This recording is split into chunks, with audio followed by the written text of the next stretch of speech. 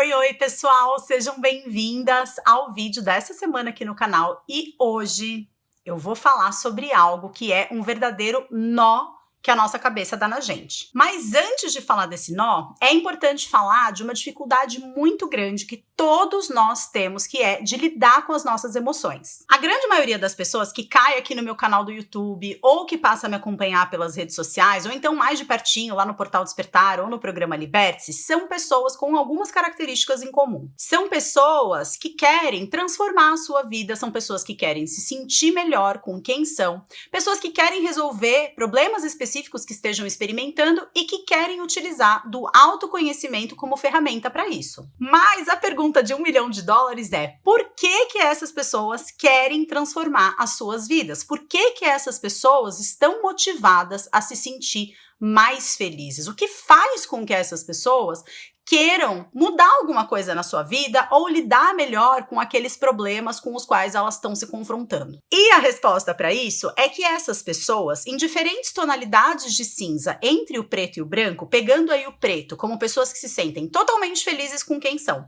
e o branco, pessoas que estão completamente insatisfeitas com quem elas são, todas nós estamos experimentando diferentes nuances entre esse preto e o branco, diferentes tonalidades de cinza, no quanto que a gente se sente bem com a gente mesmo e no quanto que a gente tá confortável em viver do jeito que a gente vive, em pensar do jeito que a gente pensa e sentir as emoções da forma como a gente sente. Muitas pessoas sentem que têm defeitos que precisam ser consertados, ou algumas qualidades que elas sentem que elas gostariam que as pessoas mais percebessem em relação a elas. Ou talvez elas experimentem problemas super palpáveis mesmo na sua vida, como por exemplo os ciúmes, a inveja, a raiva, a reatividade, a desconfiança e a falta de segurança pessoal. Às vezes elas têm muita clareza: não, o meu problema é a ansiedade, o meu problema é lidar com o trabalho de uma forma mais saudável. O meu problema é a minha relação com o meu marido, com os meus filhos. E, de modo geral, essas pessoas, elas querem se sentir melhor com quem elas são. Elas querem se sentir mais em paz na própria vida. O que traz a necessidade da gente olhar de modo um pouquinho mais profundo sobre a nossa natureza emocional. E por que a gente tem tanta dificuldade em aceitar algumas emoções enquanto a gente busca desesperadamente se apegar a outras. E por que isso acontece? Se você não tiver assistido o meu vídeo da semana passada, eu vou deixar um cardzinho aqui em cima para você assistir, porque nesse vídeo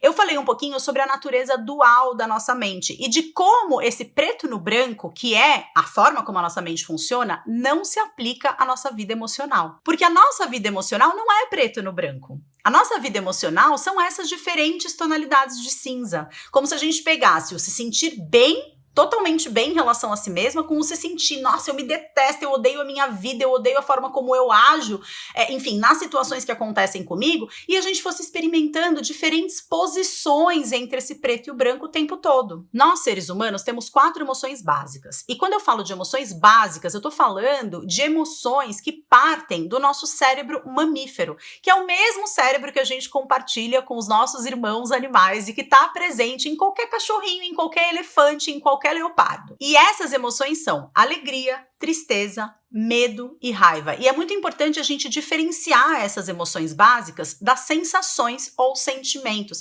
que são desdobramentos dessas emoções. Uma pitadinha de um tempero aqui, uma pitadinha de um tempero ali, e aí a gente chega em todos os sentimentos que existem, como amor, arrependimento, angústia, ressentimento. E é muito importante a gente entender que quando a gente está falando de um cérebro mamífero, de um cérebro que nós, primatas bípedes, seres humanos, compartilhamos com os animais, a gente está falando de características que foram passadas evolutivamente para frente, porque em algum momento da vida elas serviram à adaptação, evolução e preservação da espécie. O medo faz com que a gente esteja atento aos riscos existentes e busque a preservação da vida. A tristeza é aquele sentimento que faz você entender daquilo que você precisa se desapegar e quais são os ciclos que você precisa fechar. A raiva nos coloca em movimento, é o que dá energia energia pra gente transformar a vida na direção que a gente quer transformar. E a alegria é aquela bússola que diz pra gente aquilo que tá funcionando e aquilo que a gente deve perseguir. Isso é perceptível em qualquer cachorrinho, que quando fica feliz abana o rabo, quando fica com medo põe o rabinho entre as pernas, quando sente raiva rosna, mostra os dentes e quando fica triste gane. E a palavra emoção vem do latim emotione, que é uma derivação de ex movere, que significa ao pé da letra mover para fora. O quê?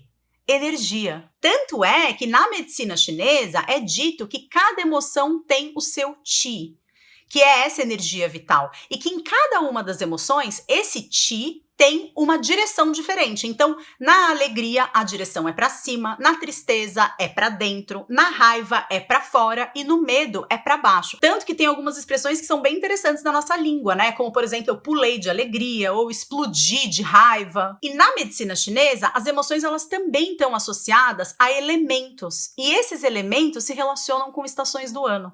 Então, quando a gente fala da alegria, a gente está falando do elemento fogo, a gente está falando de um momento em que é o verão que reina absoluto. Quando a gente fala da tristeza, a gente está falando do outono. A gente está falando dessa emoção que acompanha quando você vê a natureza mudando as suas cores. Quando a gente fala do inverno, a gente está falando de medo, porque os nossos ancestrais deviam ter muito medo mesmo, né? Daqueles invernos rigorosos, de como essa energia poderia se manifestar na preservação da vida deles ou não. E quando a gente fala de raiva, a gente está falando da primavera, que é aquela energia que faz com que um brotinho rompa a casca da semente e inicie aí um processo de germinação. E a gente percebe como essas 4 estações trazem um movimento de fluidez para o planeta Terra. A gente só tem vida na Terra porque existem as 4 estações. Se a Terra não girasse em torno de si mesma e não houvessem essas estações intermediárias entre o fogo, que é aquele calor do verão, e aquele momento de recolhimento da natureza em si mesmo, representado pelo inverno, a gente ia viver um verão eterno em alguns lugares do planeta e um inverno congelante num outro ponto do planeta. Os animais, eles experimentam as emoções de uma forma muito fluida, como o exemplo que eu dei aqui para o cachorrinho. E é essa manifestação emocional, é essa expressão, é esse se entregar para a emoção que garante que daqui a pouco o cachorrinho que estava bravo, ele tá feliz, daqui a pouco ele que estava com triste, ele tá com medo e ele tá bem de novo. Você não vê nenhum cachorrinho reprimindo as emoções, a não ser que ele tenha sido adestrado, que é exatamente o que aconteceu com a gente. Ao longo do nosso processo de criação, a gente foi ensinado a reprimir determinadas emoções que não serviam para o nosso entorno social e a perseguir emoções que eram mais agradáveis para essa sociedade. Agora, você imagina só a primavera sendo reprimida pelo planeta Terra. O que ia gerar o renascimento das plantas? O que ia garantir a sobrevivência dos animais se nenhum brotinho rompesse a casca da semente? Ou imagina só um planeta Terra reprimindo o outono, que é justamente quando a árvore ela desapega das folhas secas que não fazem mais a fotossíntese, que não estão mais ajudando essa árvore a viver e viver bem. E é justamente esse desapegar das folhas que aduba o solo para que essa árvore ela sobreviva ao tempo de escassez representado pelo inverno, porque esses frutos e essas folhas que caem é justamente o que aduba o solo. E é exatamente isso o que a gente faz com a gente mesmo. A gente reprime determinadas emoções e com isso a gente perde o equilíbrio. Ah, Flávia, mas então o que seria o certo? O certo seria, eu entro em contato com uma emoção desconfortável, eu levo essa emoção para o meu corpo, eu sinto essa emoção, não reagindo a ela, ou tentando evitar essa emoção a todo custo, ou brigando com essa emoção, ou tentando explicar essa emoção, ou tentando me convencer de que eu não tenho motivos para sentir essa emoção. Esse freio que a gente coloca há uma movimentação, há um movimento que é genuíno. Emoção é isso, é energia se movendo. E no momento em que eu, de acordo com a minha lógica mental, estabeleço que uma emoção é errada, eu perco o equilíbrio desse chi, dessa energia que precisa se movimentar e que é justamente o que dá o start num novo ciclo emocional. E aí vem Jung com a sua maravilhosa frase de que tudo aquilo ao que se resiste persiste.